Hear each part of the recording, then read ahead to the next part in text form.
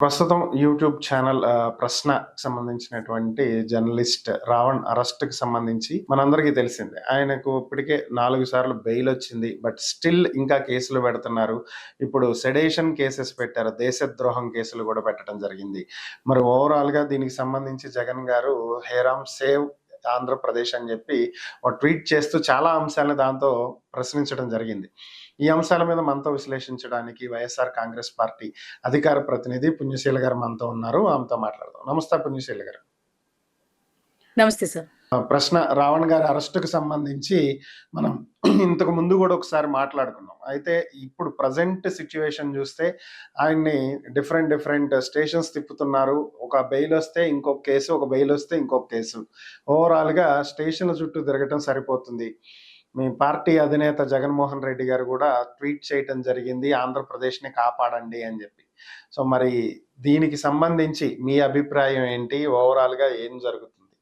జర్నలిస్టులన్నా, అలాగే యూట్యూబ్ ద్వారా వాళ్ళ యొక్క అభిప్రాయాల్ని తెలియచేసేటటువంటి వాళ్ళైనా, ఎవరైనా సరే ప్రశ్నించే గొంతుకగా ఈ సమాజం పట్ల బాధ్యతతో ఉండేటటువంటి వ్యక్తులకి ఈ రకమైనటువంటి అన్యాయం జరగడం అనేది చాలా తప్పు సార్. రెండోదొచ్చేటప్పటికి ఉపా చట్టం కింద అతన్ని అంటే 4 సార్లు, ఎందుకంటే ఇతను మాట్లాడినటువంటి మాటల మీద అంత సివియర్‌గా కేస్ తీసుకోవాల్సినటువంటి అవసరం లేదు అని 4 కోర్టుల్లో కూడా 4 జడ్జెస్ కూడా దీని మీద అరెస్ట్ చేసేటటువంటి పరిస్థితి గానీ, దీని మీద తనని రిమాండ్‌కి పంపించేటటువంటి పరిస్థితులు గానీ లేవు కాబట్టి వాళ్ళు వెంటనే యాజ్ పర్ లా బెయిల్స్ మంజూరు చేయటం జరిగింది.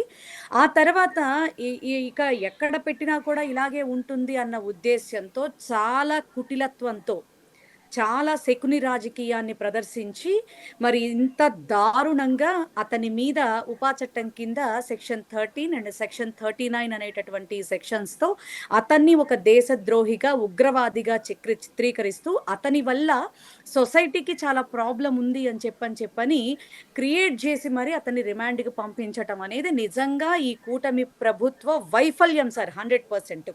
అంటే ఒకానొకప్పుడు ప్రశ్నించే గొంతుకని నేను అని ఎలుగెత్తి చాటినటువంటి పవన్ కళ్యాణ్ గారు హాకీ స్టిక్కులు కావాలా, రాడ్లు కావాలా, అర్రై తుర్రై నా కొడకల్లారా చెప్పు తీసు కొడతా, తోలొలుస్తా, రోమం ఒలుస్తా అని చించుకున్నటువంటి పవన్ కళ్యాణ్ గారికి ఈ ఉపా చట్టం కింద ఆనాడు జగన్మోహన్ రెడ్డి గారు మూయకపోవటమే ఈ రోజున వీళ్ళకి ఇంత అహంకారపూరితమైనటువంటి వ్యవహార శైలి వీళ్ళకి వచ్చింది అని చెప్పనైతే మాత్రం నా అభిప్రాయం సార్ నాది.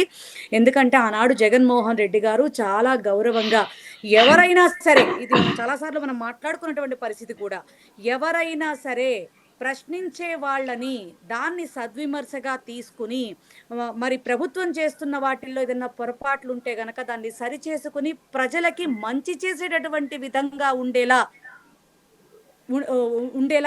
వాళ్ళనే ప్రశ్నించే గొంతుకలు అంటారు.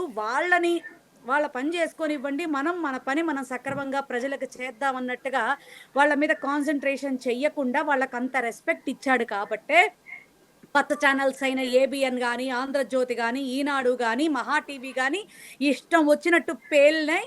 అందులో మరి చంద్రబాబు నాయుడు గారు కావచ్చు, లోకేష్ కావచ్చు, మరి దత్తపుత్రుడు గారు పవన్ కళ్యాణ్ గారు కావచ్చు, మరి ఈ దత్తపుత్రుడు అన్న ప్యాకేజీ అన్నా కూడా చెప్పు తీసుకుని పళ్ళు రాలగొడతాట. ఒకానొకప్పుడు స్టేజ్ మీద ఆయన మాట్లాడినటువంటి ప్రగల్భాలతో కూడినటువంటి మాటలు ఈ రోజున అదే మాట రావణ్ ప్రశ్నిస్తే మీకెందుకు కోపం వచ్చింది, మీకెందుకని యాజ్ పర్ లా గుర్తొచ్చింది, మీకెందుకని ఫ్రీడమ్ ఆఫ్ స్పీచ్ లిమిట్లు గుర్తొచ్చాయి, ఇది చెప్పాల్సినటువంటి బాధ్యత పవన్ కళ్యాణ్ గారికి ఉంది. ఒక వ్యక్తిని ఇంత దారుణంగా హింసించాల్సినటువంటి అవసరం ఉందా? ఇది సమాజానికి తెలియాల్సినటువంటి విషయం సార్. ఎస్. అయితే కూటమి ప్రభుత్వం అనేది ఏంటంటే దీని వెనక వైఎస్ఆర్ కాంగ్రెస్ పార్టీ ఉండి ఇదంతా నడిపిస్తుంది. ముఖ్యంగా మీ పార్టీనే ఆరోపిస్తుంది. వైఎస్ఆర్ కాంగ్రెస్ పార్టీయే దీని వెనకుంది. రావణ్ వెనక ఉండి అంతా నడిపిస్తుంది అనేది మీ పార్టీ మీద ఉన్నటువంటి ప్రధాన ఆరోపణ. నిజంగా మీ పార్టీ రావణ్ వెనక ఉండి నడిపిస్తుందా? ఇంకొక ప్రశ్న తలెత్తుతున్నదేంటంటే, ఇన్ని సార్లు కోర్టులకు వెళ్లి బెయిల్ తెచ్చుకుంటానికి కావాల్సినటువంటి డబ్బు రావణ్ దగ్గర ఎక్కడి నుంచొచ్చింది? ఇదంతా గూడా వైసీపీనే ఇచ్చి బెయిల్స్ తెప్పిస్తుంది అనేది ప్రధానమైనటువంటి ఆరోపణలు. వీటికి మీ సమాధానం ఏంటి? సార్ ఒక మాట నేను చెప్తా ఉన్నా. ఇప్పుడు మొన్న సాయి కృష్ణ ఉదంతం తీసుకోండి. యెస్. జగన్మోహన్ రెడ్డి గారు వచ్చేంత వరకు కూడా సిట్టు కూడా వెయ్యలేనటువంటి ఈ కూటమి ప్రభుత్వం కుల రాజకీయం అంటగట్టింది, శవ రాజకీయం అంటగట్టింది. అసలు వాళ్ళ వెనకాలుండి నడిపించింది జగన్మోహన్ రెడ్డి గారే అని నిందలేసింది. కానీ వాస్తవం ఏంటి? వాళ్ళు బిలాంగ్స్ టు జనసేన పార్టీ. మేము జనసేనకే మేము ఓట్లేసాం రా బాబు, మేము పవన్ కళ్యాణ్కే ఓట్లేసాం రా బాబు, మాది కాపు కులస్తురం రా బాబు, మేము రంగా గారి అభిమానులం తండ్రి మేము అని చెప్పని వాళ్ళు నెత్తినోరు మొత్తుకుంటున్నా కూడా జగన్ గారికి అంటకట్టే ప్రయత్నం చేశారు. ఈ రాష్ట్రంలో ఎవరు గట్టిగా అంతెందుకంటే జనసేన నుంచి ఇప్పటి వరకు బయటకు వచ్చినటువంటి బల్లెం మురళీకృష్ణ గారు కానీ, రజనీ గారు కానీ, లలితశ్రీ గారు కానీ, అలాగే తిరుపతిలో మొన్న ఒక ఆవిడ నేను నికార్సైన కాపు బిడ్డని రాజ్యసభ సీటు ఎట్లా ఇచ్చేస్తావు నువ్వు ఇంకొకళ్ళకి అని నిలదీసినటువంటి ఒక ఆడబిడ్డ కానీ, వీళ్ళంతా కూడా వైఎస్ఆర్సీపీ వాళ్ళేనా? వైఎస్ఆర్సీపీ కోవట్లేనా? ఒక్క మాట చెప్పండి. వీళ్ళందరూ కూడా ఒకానొకప్పుడు జగన్మోహన్ రెడ్డి గారిని నిలదీసి మాట్లాడినటువంటి వ్యక్తులు కాదా? పవన్ కళ్యాణ్ గారి మీద ఉన్న అభిమానంతో చెప్పండి. ఏ లెక్కన జగన్మోహన్ రెడ్డి గారి సపోర్టు నాకు అర్థం కాదు. ఆఫ్ కోర్స్ ఆ ప్రశ్నించే ఇప్పుడు మా నాయకుడు ట్వీట్ చేశారు. మా నాయకుడు ట్వీట్ చేసిన తర్వాత వాళ్ళు మరి మా నాయకుడికి సంబంధించినటువంటి పెద్దలతో సంప్రదించారేమో. హెల్ప్ చేయడంలో తప్పేంటండి? నువ్వు ఒక వ్యక్తిని రాజ్యాంగబద్ధంగా అన్యాయంగా అతని మీద ఉన్న కేసులు లేని కేసులు అంటే పవన్ కళ్యాణ్ గారిని విమర్శిస్తే పవన్ కళ్యాణ్ గారు అన్న మాటలు గతంలో నువ్వు ఇది అన్నావు కదయ్యా, ఇప్పుడు మేము నీ అంటున్నాము, నీ యొక్క సంగతి ఏంటి అని అడిగినంత మాత్రాన దేశద్రోహ చర్య? ఈ రాష్ట్ర డిప్యూటీ సీఎంని ఎందుకంటే కులం ఓట్లతో కులభావనన్నా తెచ్చుకుని కులం ఓట్లు వేసి నన్ను గెలిపించండి అని చెప్పినటువంటి వ్యక్తి ఈ రోజున నాకు కులం అంట కట్టద్దు అని మాట్లాడుతున్నాడు. ఇలా రాజ్యం సుగాలి ప్రీతి కేసు అన్నాడు. అసలు ఆమె కోసమే నేను పార్టీలో కొనసాగుతానన్నాడు. ఈ రోజున సుగాలి ప్రీతి కేసు నాకు సంబంధం లేదు, చట్టానికి నేనేమి చెప్పాల్సిన అవసరం లేదని మాట్లాడుతా ఉన్నాడు. ఇది ఎలా తీసుకోవాలి అంటే వీటన్నిటి గురించి ప్రశ్నిస్తే అంటే రేపొద్దున సుగాలి ప్రీతి తల్లి నిన్న కూడా ఆమె స్టేట్మెంట్ ఇచ్చింది, పవన్ కళ్యాణ్ గారి మీద కేసు పెట్టింది. మరి ఆవిడ్ని కూడా ఇప్పుడు తీసుకెళ్లి ఉపా చట్టం కింద పడేస్తారా? అంటే నిన్ను ఎవరు ప్రశ్నిస్తే ఇప్పుడు 32,000 మంది అమ్మాయిలు మిస్ అయ్యారన్నావు, మరి వాళ్ళు ఉత్తదే అని చెప్పని పార్లమెంట్లో ఎవరో క్వశ్చన్ చేస్తే శుభ్రంగా క్లియర్ కట్గా వాళ్ళు ఇన్ఫర్మేషన్ ఇచ్చారు, అలాంటిది ఏమీ లేదు అని చెప్పని. అంటే నువ్వు చెప్పిన ఒక్క మాట మీద కూడా నువ్వు నిలబడేటటువంటి పరిస్థితి కానీ, నువ్వు చెప్పిన మాటల్లో నిజాలు కానీ ఎక్కడా లేవని చెప్పని రుజువు అయిపోవటంతో నువ్వు కాపాడుకునేటటువంటి పరిస్థితుల్లో ఇంత నీచానికి దిగజారుతారా పవన్ కళ్యాణ్ గారని ఆంధ్ర రాష్ట్ర ప్రజలు ప్రశ్నిస్తా ఉన్నారు. ప్రశ్నిస్తే తప్పు అంటే ఈ 14 ఏళ్లలో నువ్వు చేసిన పనేంటి? నువ్వు చించుకున్న మాటలకి, నువ్వు మాట్లాడిన మాటలకి, నువ్వు ప్రోపగేట్ చేసినటువంటి వర్డ్స్ కి ఎవరు సమాధానం చెప్తారు ఈ రాష్ట్రంలో?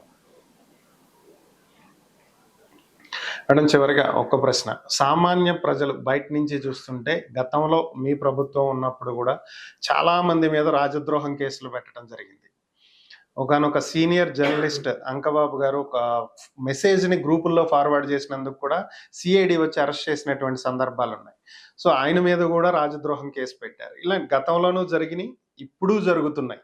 సో వాళ్ళకి మీకు తేడా ఏంటి? బయట నుంచి చూసేటువంటి ప్రజలకి ఏం తేడా కనిపిస్తుంది? అందరూ ఒకటే అనే భావన కలుగుతుంది కదా సార్. మీరు అలా పోలిస్తే అది కరెక్ట్ కాదు సార్. అంకబాబు గారి విషయంలో ఆయన ఏం ప్రమోట్ చేశాడన్నది కూడా ఆంధ్ర రాష్ట్ర ప్రజలకు తెలుసు.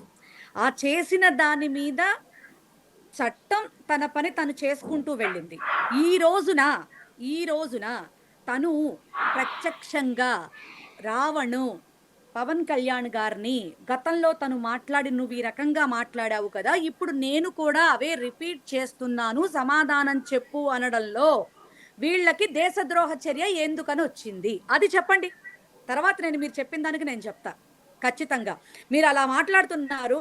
ముఖ్యమంత్రిని పట్టుకుని అర్రై, తొర్రై, చెత్త నా కొడక ఇలాంటి మాటలు మాట్లాడినటువంటి వాళ్ళు టీడీపీలో బొచ్చెడు మందున్నారు. ఆ!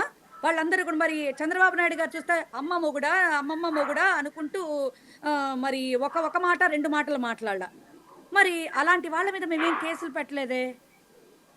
చంద్రబాబు నాయుడు మీద గాని, లోకేష్ మీద గాని చెప్పు తీసుకు కొడతా నా కొడకల్లారా, ఎమ్మెల్యే కొడకల్లారా అని మాట్లాడినటువంటి పవన్ కళ్యాణ్ గారి మీద కూడా మేమేమి ఆయనలాగా రోమన్ తీసి కూర్చోబెడతామని ఆయన మూల మేము కూర్చోబెట్టలేదే, అరెస్ట్ చేయలేదే, దేశద్రోహ చర్యలు ఆయన మీద పెట్టలేదే. చెప్పండి. ఈ విషయం చెప్పండి. ఏబిఎన్ రాధాకృష్ణ గాని, ఈ యొక్క ఏబిఎన్‌లో కూర్చొని నిత్యం డిబేట్లు చేసే వెంకటకృష్ణ గాని, ఆ మూర్తి గాని, సాంబా గాని వీళ్ళంతా కూడా ఉన్నది లేనట్టు, లేనిది ఉన్నట్టు చాలా సార్లు మాట్లాడారు. కానీ వాళ్ళ మీద ఎప్పుడు ఏ దేశద్రోహ చర్యలు పెట్టలేదే. వైఎస్ఆర్‌సీపీకి, ఈ కూటమికి, నక్కకి, నాగలోకానికి ఉన్నంత తేడా ఉంది సార్. అదైతే 100% నేను చెప్తాను. ఎప్పుడు కూడా రూల్స్ దాటి లేదా పద్ధతులు దాటి, రాజ్యాంగం దాటి ఏనాడు ఎప్పుడు కూడా ఎవరికి హాని కలిగించినటువంటి పరిస్థితులైతే జగన్మోహన్ రెడ్డి గారి ద్వారా జరగలేదు, జరగబోదు అని కూడా నేను చెప్తాను సార్. కొన్ని సంభవించినటువంటి ఇష్యూస్‌లో ఏదైనా నిర్ణయాల్లో తప్పుంటే దాన్ని యాక్సెప్ట్ చేస్తానేమో గానీ, ఆయనంతటా ఆయన ఎవరికీ కూడా హాని చేసినటువంటి ప్రయత్నం కానీ, రాజ్యాంగాన్ని అడ్డం పెట్టుకుని, చట్టాన్ని అడ్డం పెట్టుకుని ఒకళ్ళని తిప్పలు పెట్టడం కానీ ఆయన చెయ్యల. అలా చెయ్యలేదు కాబట్టే ఈ రోజున ఒక్కొక్కళ్ళకి ఇంతంత నోళ్ళు, ఇంతంత మరీ దారుణమైనటువంటి చట్టాన్ని అడ్డం పెట్టుకుని ఇంత దారుణమైనటువంటి వ్యవహారాలు చేయటం జరుగుతా ఉంది సార్. నేర్పుతున్నారు సార్. విద్యలు నేర్పుతున్నారు. మా జగన్మోహన్ రెడ్డి గారు ఆల్రెడీ చెప్పారు. చంద్రబాబు నాయుడు ఒక విషపూరితమైనటువంటి విత్తుని నాటుతున్నాడు. రేపొద్దున ఆ విషపు విత్తనాలే మళ్ళీ మొలకెత్తి పళ్ళయ్యేటటువంటి పరిస్థితి ఉంటుంది అని చెప్పని అప్పుడు మాట్లాడడానికి ఎవరికి హక్కు కూడా ఉండదు సార్. ఖచ్చితంగా ఇవన్నీ కూడా నోట్ చేసుకునేటటువంటి పరిస్థితి. ప్రశ్న రావణ్ గారికి జరుగుతున్నది మాత్రం నిజంగా చాలా అన్యాయం సార్. ప్రశ్నించే గొంతు కానీ 14 ఏళ్ళు అదే మాటలు చెప్తూ మరి వచ్చాడు. అసలు నువ్వెవటివి జగన్ అని అన్నప్పుడే మూలను కూర్చోబెట్టుంటే పవన్ కళ్యాణ్ని ఈ రోజున ఇలాంటి నిర్ణయం తీసుకోవటానికి అతను సాహసం చేసేవాడు కాదు. కానీ ఆయన గౌరవం ఇచ్చాడు. ఒక్క సింగిల్ ఎమ్మెల్యే సీటు కూడా లేకపోయినా ఉన్న సీటు కూడా రాపాక గారు మా పార్టీలోకి వచ్చేసిన తర్వాత 0 అయిపోయిన తర్వాత జనసేన ఆయన అలా మాట్లాడుతుంటే సోలే మాట్లాడినీలే మనకెందుకు వచ్చిందిలే అని చెప్పి వదిలేశాడు. ఎంటైర్ సిద్ధం సభల్లో ఒక్కసారి అతను మాట్లాడుతూ ఉంటే అతనికి సమాధానం చెప్పాలి అని అతని 3 పెళ్లిళ్ళ గురించి మాట్లాడాడే తప్ప ఏ రోజు కూడా జగన్మోహన్ రెడ్డి గారు బియాండ్ ద లిమిట్స్ ఎప్పుడు కూడా ఆయన హద్దులు దాటి ఏ రోజు ప్రవర్తించలేదు, మాట్లాడలేదు, చట్టాలను ఆ రకంగా ఉపయోగించుకోలేదు. ఓకే. Thank you madam. ఈ అంశాల మీద మీ విశ్లేషణ అందించినందుకు ధన్యవాదాలు.